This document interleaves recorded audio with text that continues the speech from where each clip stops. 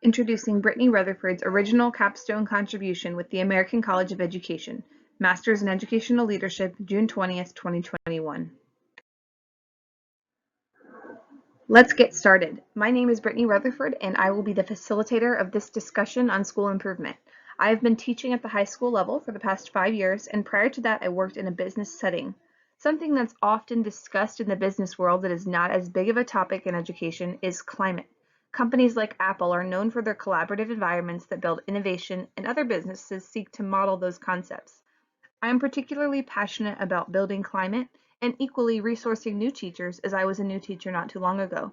As someone that did not originally attend a formal teaching program, I can relate to a lot of the challenges many teachers are facing, and I see the school environment from a different perspective than many other school leaders. This project will focus on improving student achievement by refining school climate and culture. The school in focus here is Northport High School, or NPHS, located in Southwest Florida. In this assignment, I will discuss strategies for improving the school environment by focusing on goals that build upon mission and vision. The project will list 3 different focus areas and strategies for impacting each of those areas.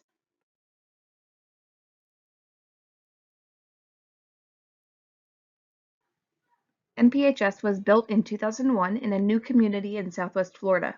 The school has steadily grown over the past 20 years, but did take a hit to enrollment and community population in the early 2000s when Hurricane Charley caused more of the blue-collar workers to go elsewhere for work. Now that the school has regained some community roots, we are just now starting to have former students return as alumni for events, as teachers, and as parents. The school does not have a rich history and has struggled to develop a community of involvement. The mission and vision focus on strong instruction and an autonomous environment, while empowering individual students to develop to their potential. In order to fulfill this mission and vision, there must be first a foundation of school-wide support. The action plan will target these needs by focusing on teacher retention, behavioral support, and mentor relationships. These 3 focus areas will work together to support the mission and vision at NPHS. This plan has 3 parts to improving climate and student achievement. The first strategy will highlight new teacher support to demonstrate how we can improve teacher retention and satisfaction, which impacts both climate and achievement. Next, we will discuss mentorship programs that will help the community support and student achievement, both of which will improve school climate. Lastly, we will discuss positive behavioral interventions and support to improve behaviors, which will also improve climate and student achievement by minimizing distractions.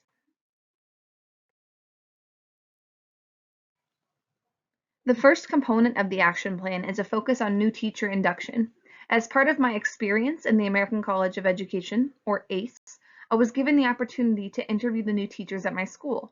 What I learned from those interviews is that the new teachers both felt overwhelmed by too much information, and they also felt that they didn't have the things that they actually needed on a daily basis.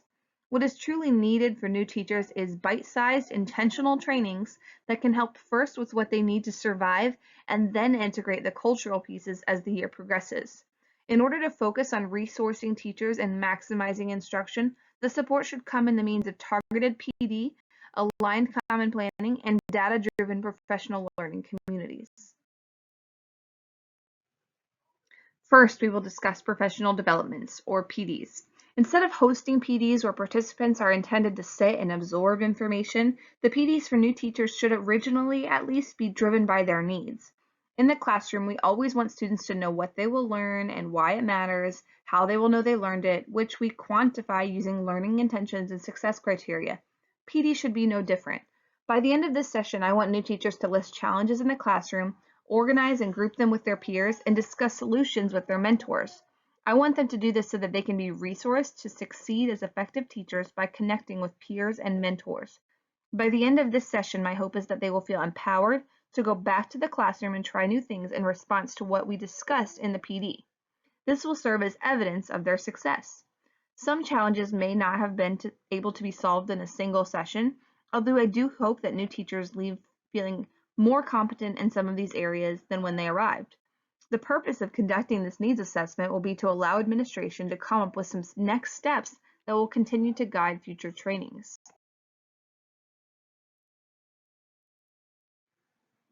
On the screen, the agenda for the new teacher PD is listed. I first want them to brainstorm ideas of challenges that they're currently having in the classroom.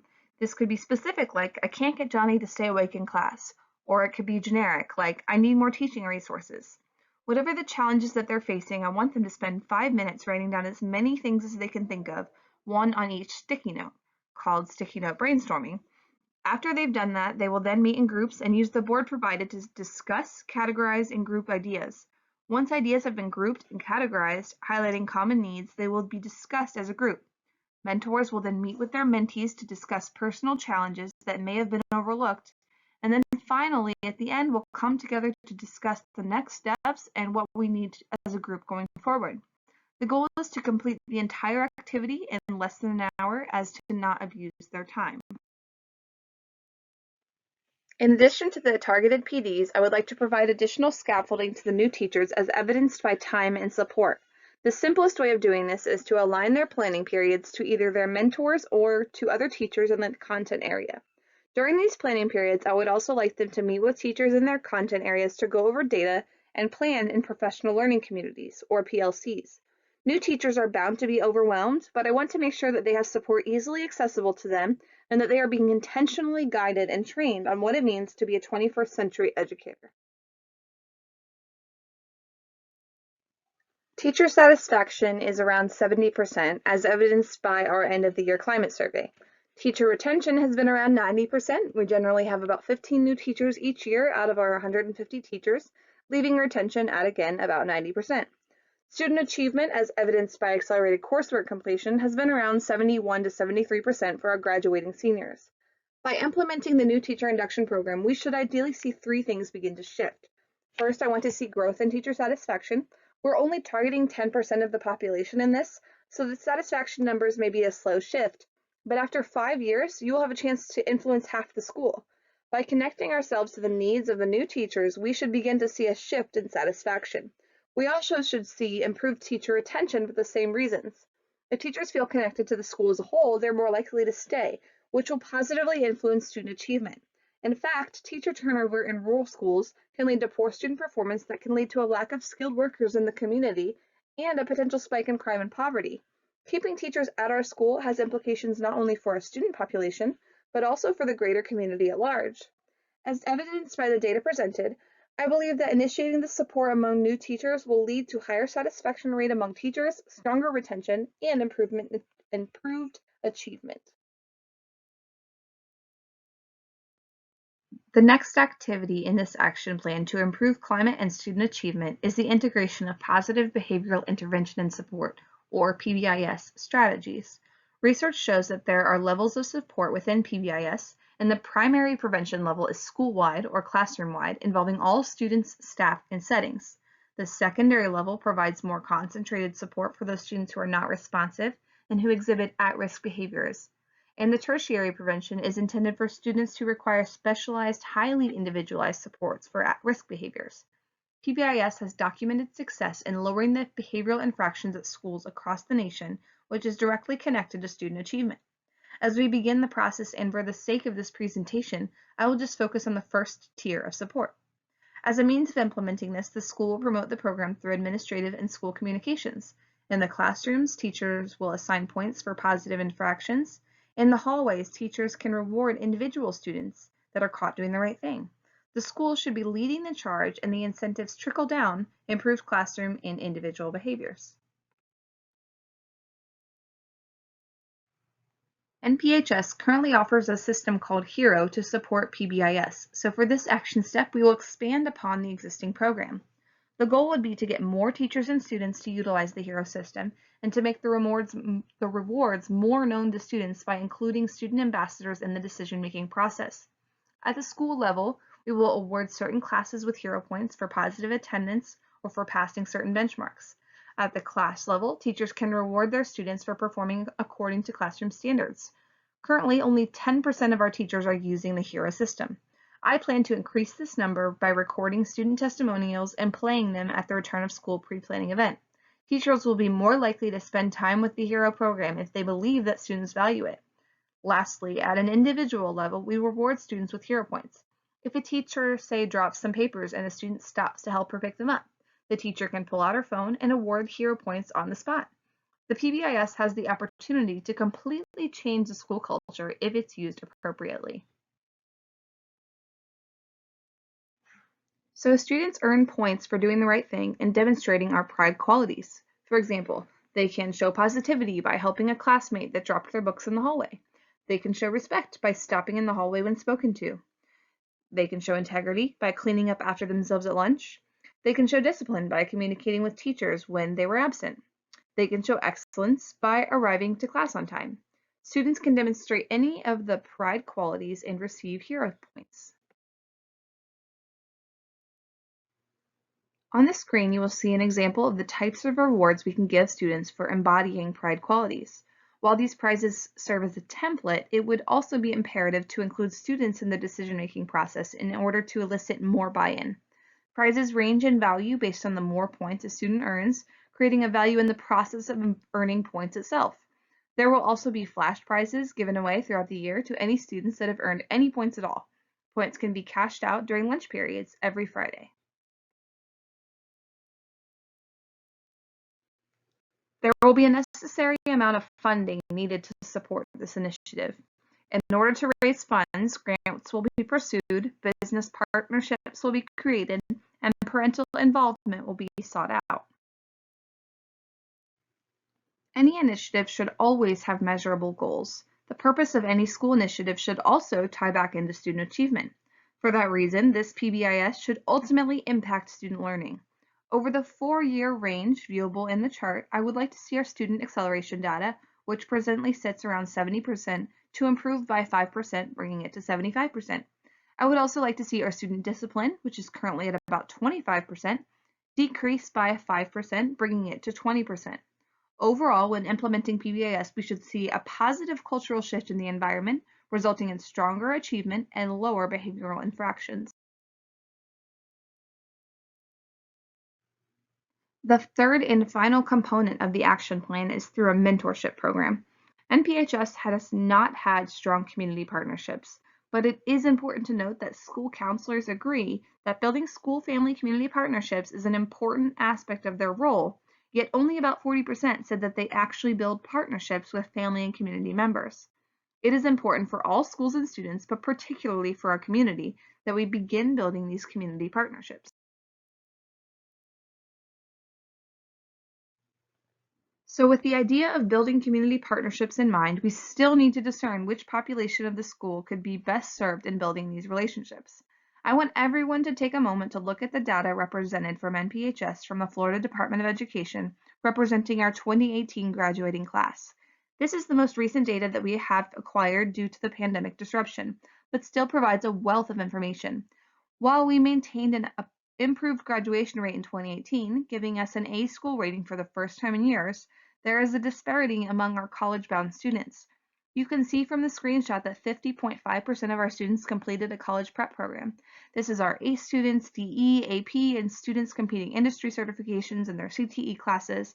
While this is excellent, showing that over half of our students are on this accelerated pathway, you can also see that only 43.6% of those same students enrolled in a post-secondary institution in the following fall semester.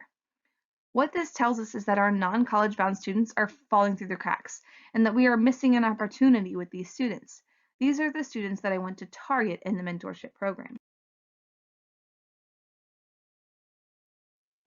So how do we identify these non-college bound students and prepare a mentorship program for them?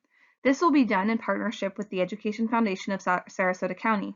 We want to really focus on career readiness in these partnerships. So what we're going to do is identify these students as they come in as ninth graders in their college and career readiness courses.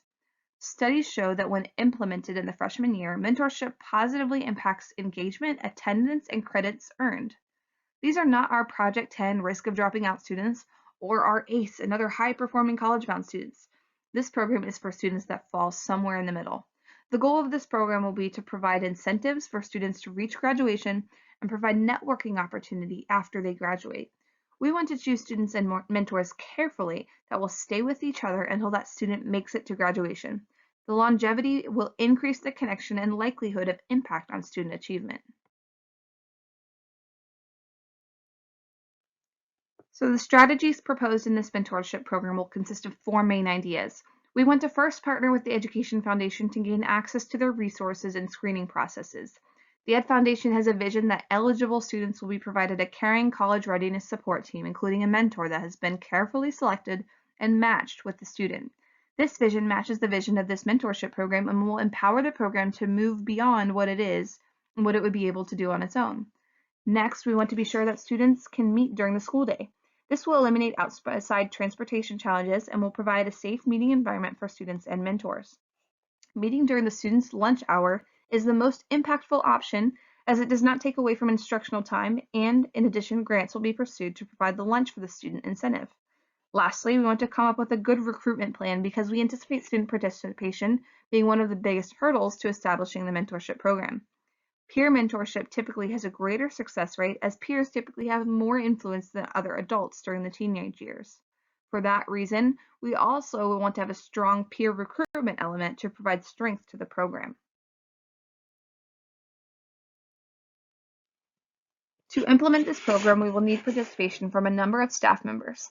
First, we need CCR teachers to analyze the data accumulated during their courses. Next, that information will be passed along to our college and career counselor, who will narrow down the list of students. We want to be really selective in the students selected to include kids that are likely on a career trajectory path and students that will not be picked up by another program. We want to look at students with positive attendance, likely average grades, and that have not been identified by another team. Once the list is pruned to about 25 to 50 students, with assistance of the Student Success Career personnel, community members will be selected for pairing. Minority students should be partnered with same-race mentors as much as possible to optimize chances of closing the achievement gap. Mentors will then begin meeting regularly with students, and that process will be continued each year with the incoming freshman class. We want to take the time to initiate this program really well, so we are going to be sure to not jump in without things appropriately lined up. The first step will begin organizing the program to get it approved by administration. Once the program is approved, it will go to our college and career advisor involved, who represents the Education Foundation's on-site involvement. When all of the program itself is aligned by the end of next summer, the yearbook and newspaper teacher will begin announcing the program to students to optimize involvement for the end of that semester. The Ed Foundation already has a list of available mentors for students, but we will begin appropriate trainings around the fall of 2022. During the fall semester, that current freshman class will be in their CCR classes, and those students will be analyzed by their CCR teachers and the list of potential students provided to the college and career counselor by November of 2022. Our college and career counselor will further assess the list and look for attendance patterns, grades, etc. to narrow the list down to around 25 students. The career advisor will then work with the Education Foundation to pair selected students with mentors. Beginning in January of 2023, with thoughtful implementation, mentors will then begin meeting with students. As the program gets started, the assistant principal of a curriculum will be responsible for evaluating to determine program effectiveness if it is meeting its intended goals. The Education Foundation has an established program for screening and training potential mentors, so their program will provide the appropriate training for our program. While the Education Foundation does not have active involvement through mentorship currently at Northport High School, their partnership with the district gives access to this program, and their school-based Student Success Center provides access to additional space and resources. By establishing a program and opportunity at NPHS, we will gain access to their mentorship collective. The vetting process currently in place is attend pre-screening interview, passing a background check, attending appropriate programs, providing weekly status reports, and committing to a code of conduct. The main resources needed for this program are with a commitment to personnel. The partnership with the Education Foundation is essential for gaining access to their mentorship vetting and training, but that partnership already exists with the school board. We merely would be tapping into more resources and truthfully providing mutually beneficial opportunity. On behalf of the school, we need participation from primarily students, which although they're the ones that benefit most from this, they may lack that perspective. For this reason, we are going to make it really easy for them to participate by providing them a free lunch and having the meeting time occur during the school hours. Lastly, we need participation from school personnel, the college and career counselors, the student success advisor, and the CCR teacher. All of their buy-in is essential toward the program's success. The only additional resources needed will be lunches, which will be pursued during the fall of 2022 as a partnership with local food establishments and businesses. Based on trends of previous generosity, this should not be an issue. Students in the program need to be tracked to measure student achievement, and they need to be specifically paired with appropriate mentors. A study on partnerships among African American community members and church members partnered with same-race students reflected that these relationships have a direct connection to closing the achievement gap. For this reason, as we created these partnerships, minority students should be partnered with same-race mentors as much as possible. The goal of the mentorship program will be to increase graduation rate, close the achievement gap among minority students, and to increase the potential for networking after graduation by creating longevity in these relationships. The assistant principal over curriculum will be responsible for evaluating the success of this program. Students in the program will be compared to students outside of the program by comparing ninth grade cohort graduation rate, achievement gap decrease among minority students, and student commitment to the program over all 4 years. Additionally, we want to measure the duration of the mentor relationships and the completion of the commitment to goal setting and weekly activities. The objective is for mentor relationships to last all 4 years and potentially beyond graduation so that true networking connections can be established. Thank you for following the presentation. Please follow the link on the PowerPoint to access a forum where you can provide your feedback. Thank you for coming.